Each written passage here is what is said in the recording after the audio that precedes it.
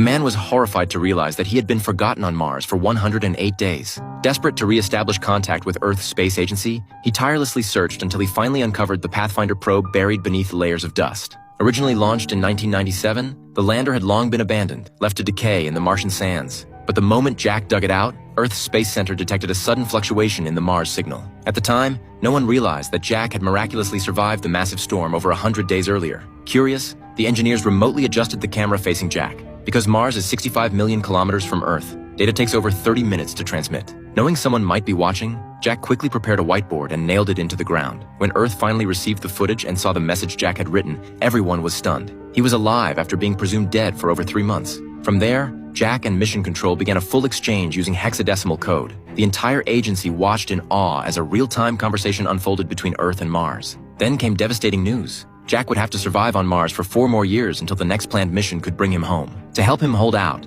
the agency decided to send a rocket with supplies, but that would take an entire year to prepare. Fortunately, Jack had managed to grow crops on Mars, giving him a temporary food source. But disaster struck. A sudden pressure shift in the habitat caused a violent explosion. Jack was seriously injured, and every single plant he had cultivated was destroyed.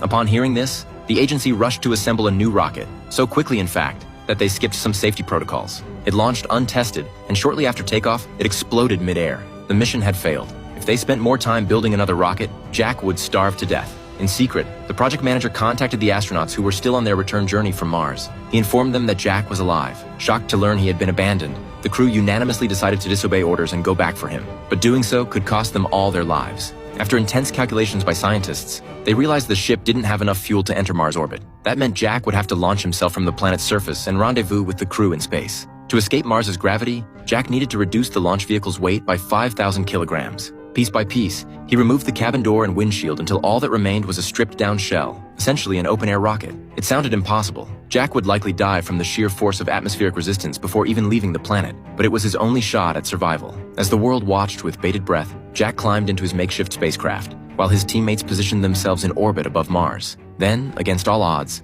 Jack launched into space in a vehicle barely holding together, racing toward an impossible docking with the ship that could finally bring him home.